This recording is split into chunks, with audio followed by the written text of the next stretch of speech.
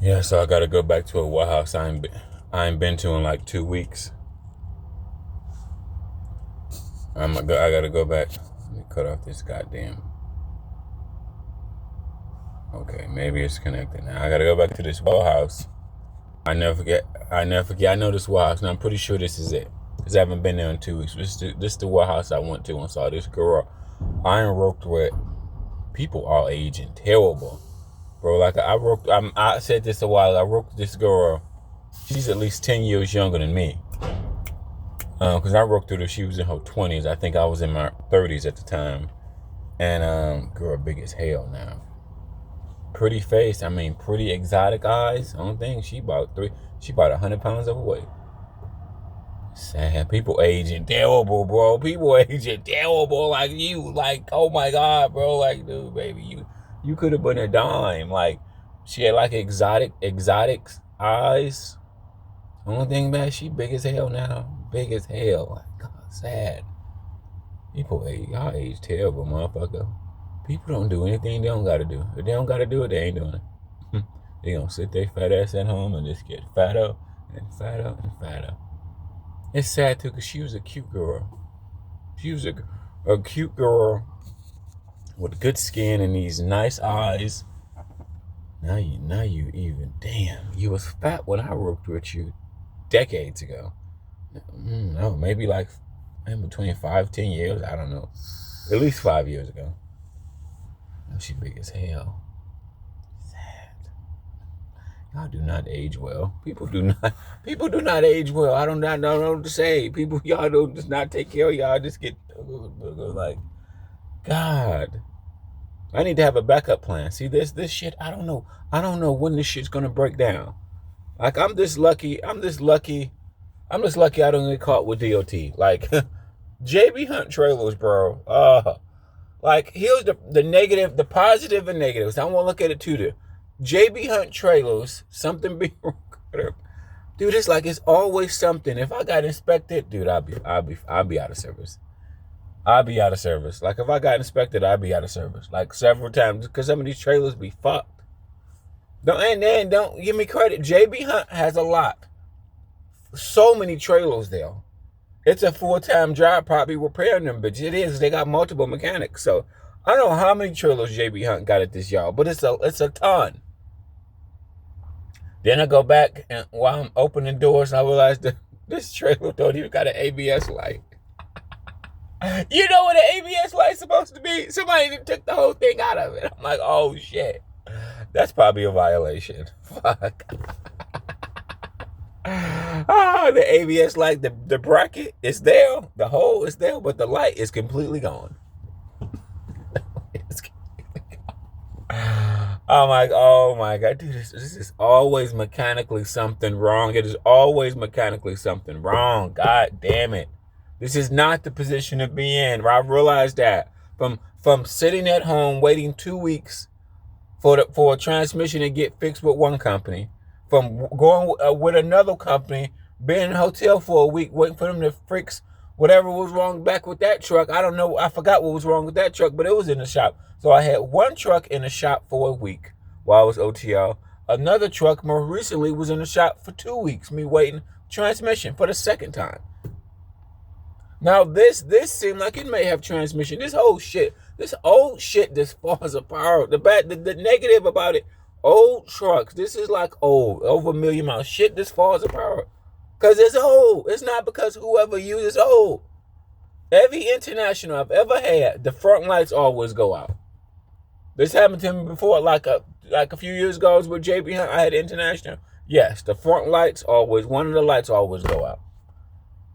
I don't know what's up with old vehicles and lights going out. It's just I think the more you use it, the more the light it serves its use. Like when I drive on the road and look at an old car.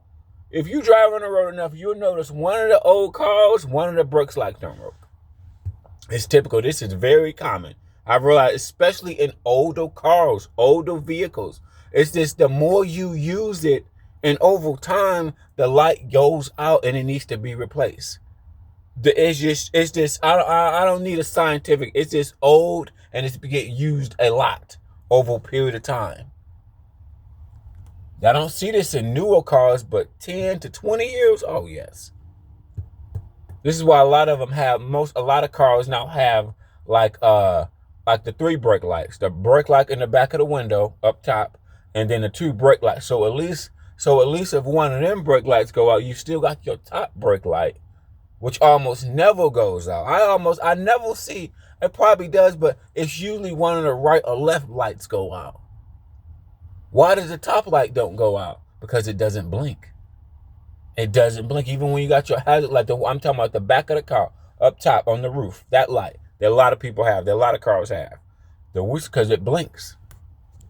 I said, and this time used, man. What else is wrong? The positive, they don't give a fuck about the logs here. Like you can do whatever you want. You can yada yada yada. I mean, you can. They're really relaxed about logs here. Because everybody is remote. Like, okay, here this company is a little bit different because everybody like is their own company. I work for an owner operator. He's his own person. My dispatcher, they're their own company. The safety department, they're their own company. These people are like in different buildings, in different states. Well, no, the owner was in this state, but they're not in the same. So the log department, I think they're in Pennsylvania. They're just like a remote log department that I think companies hire to oversee their logs. And I think they just pay like a subscription fee. That's what I think they'll do. They pay for a subscription fee. That's what I think they'll do. That's how they make their money. So I think a lot of these log companies, they're making their money like Netflix. And then so I'm driving down the street and this truck dies out. So I don't know. I got to have a backup plan. Man. I got PTSD out this bitch. You got to have that. You don't. This the sad thing about being a frontline worker. Everything affects your check. That's what sucks. I don't want to do this for 20 years. No. This is a terrible position to be in. I think so. Because everything affects your check. The truck breakdown, it affects your check. It's no scalability here. If the truck is broke down, you get a bad DOT. That fucks up your record.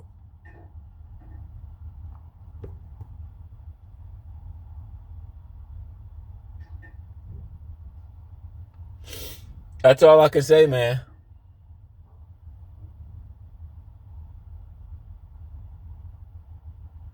This shit, man. I just don't know, man. I just don't know.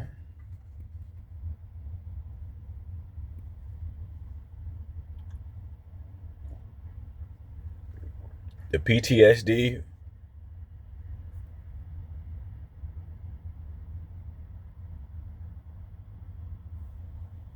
Shit, the PTSD, man. You just don't know, man. And then with like leasing. The leasing, for this is what I realized about leasing after watching all these leasing videos. This is what I can say about leasing. Leasing come with variables. Do you have a good truck? Are you getting good paying loads? Okay, do you got a good truck? Are you getting good paying loads? Is the company that you work for good? These are variables. How's your truck? Does it run? You only gonna know this over weeks of time of delivering loads. That's the only way you're gonna find this out. Because it may break down in a transit like a lot of shit do. Then loads. Are you getting good paying loads? Variables. No, there's no scalability. And you are at risk of not having a check. Every time you're at risk of not having a check,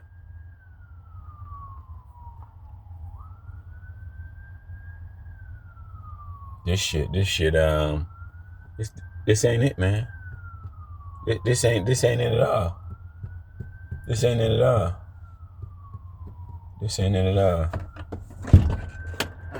What's wrong, brother? Can you back up about 5 inches so we can get you locked in? Oh, yeah.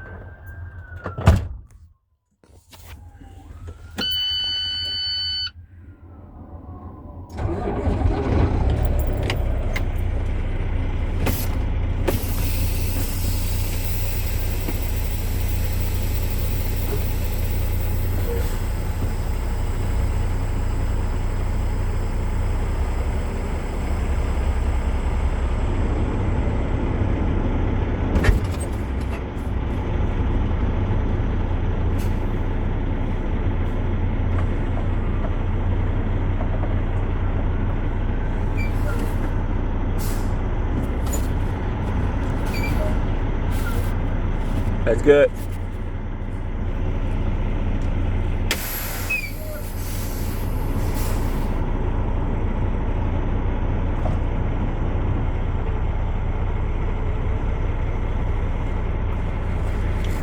You just never know, man. The positive is I like going like this warehouse I'm at, bro. This Costco's. It's JB Hunt Warehouse. JB Hunt terminal is right across the street from here. I've been there before, but I've never been to this warehouse before. This is in my hood. Like each dock, how many feet is in between each dock? Bro, it's like 10 feet in between each dock. Bro, that's nice. It's a big, spacious area. Oh, whoever invented this shit was nice. It's like 10 feet in between each dock. Like, probably more than that. No, it's definitely more than that. That's definitely more. It's like 50. I would say in between 12 and 15 feet in between. It's feet in between docks. At least 10 feet in between docks, bro. Shit. I just don't like, I don't know if this truck gonna break down. Then what I'm gonna do? This truck broke down. I'm gonna have to go back to do OTL. Like you gotta have a backup plan. I gotta have a backup plan. This truck broke down. What the fuck? The difference in between me working with big carriers and small carriers, if the truck break down, he may not get fixed. I may be out of work. The paychecks here was just inconsistent, bro. You just don't know, bro. Like, it really pissed me off because I wish I got them $1,000 loads a day. Damn it, that would change the whole game here. That pissed me the fuck off when they don't give you that. If they give you that, it'll change the whole game. Just getting one load, that one load, 1 week to help you make $1,000 in that one day. Oh my God. Like I said, I'm not making it just help my gross. But as far as the breakdown goes, see, small guys, they may not get the truck fixed, or they may let the truck sit in the shop for a week or 2 weeks. I don't know. This truck is raggedy. It is going to break down. It is going to break. I'm sorry. It's too old, too raggedy. Dude, it is going to break down. It is. Just plan for it. Just in your mind, you have to know this shit is old. It's raggedy. It's going to break down. This shit is old and raggedy. It's going to break down, bro. I just don't know what to do. I got to find backup, bro. I got to find backup, man.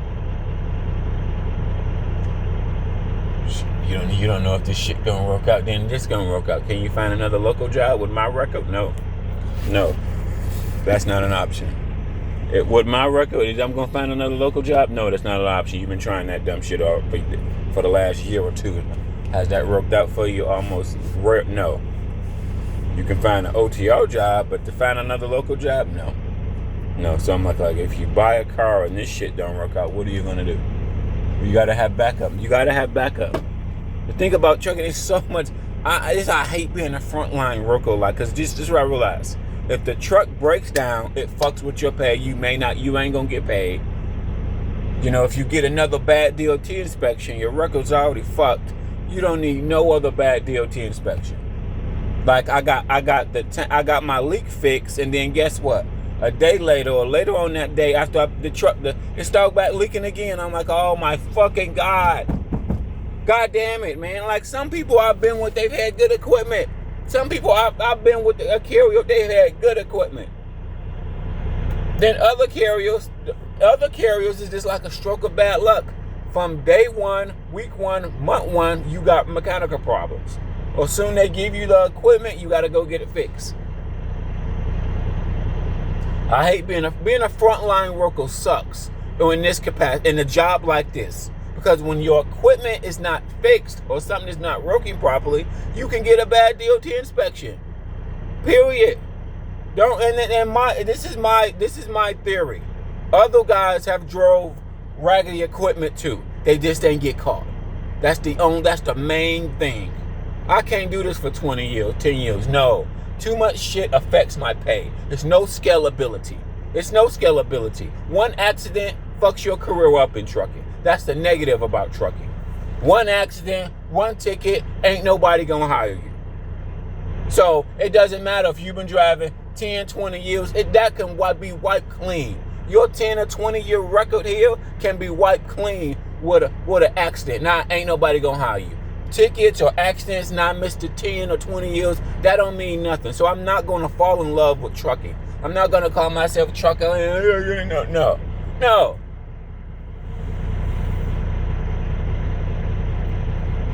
You know, and in the world of leasing, it comes with variables. Do you have good equipment? Variable. You really got to give it time to keep running loads to see if it's going to stay good. Do you got good paying loads?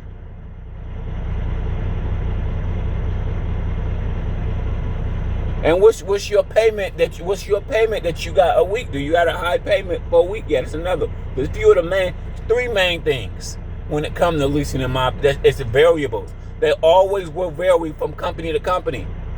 I've taken my time. I've watched all the Landstar, the Prime, all the leasing companies. I've gathered all the information I needed.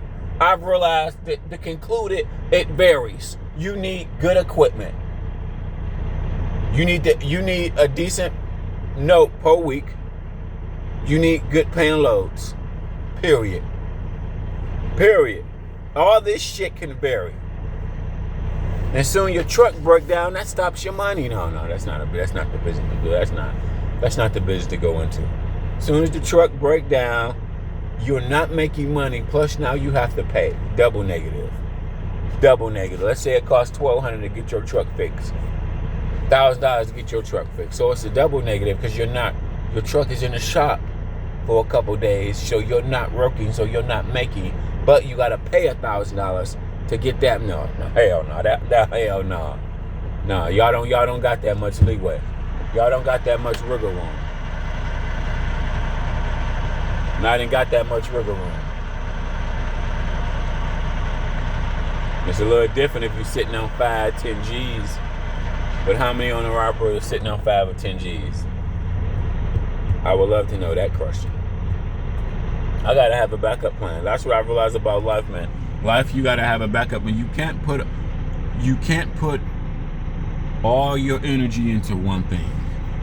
That's why I hate hearing in the trucking world. This is what I hate hearing. It's 20-year guys, 10-year guys, or just guys been driving a long time. So you can get to an accident, won't nobody hire you. So you get tickets. It's so much shit that goes on your record. It's so much shit that can be on your record. Truck abandonment, working for too many companies, bad DOT inspection. I mean, it's a boatload of shit. Oh, I don't want to do this forever. No. I don't know. No. I'm at the bottom of the totem pole anyway, because I can't get hired at good companies. Then you're stressing because this truck is old and raggedy. My boss, the guy that owns this truck, he talking about getting a seat fixed. Because the seat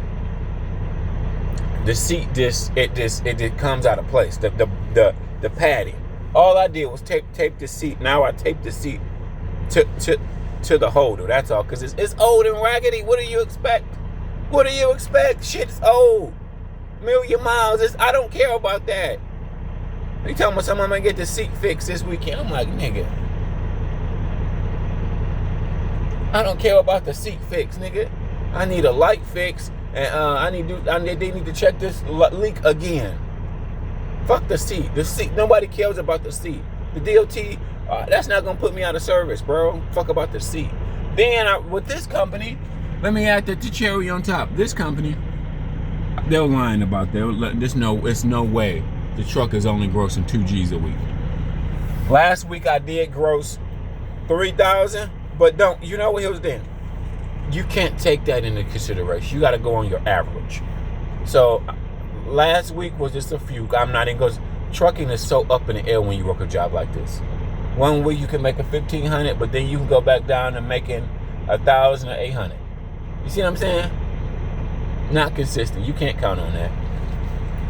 Most of my weeks, my average gross has only been 2,000.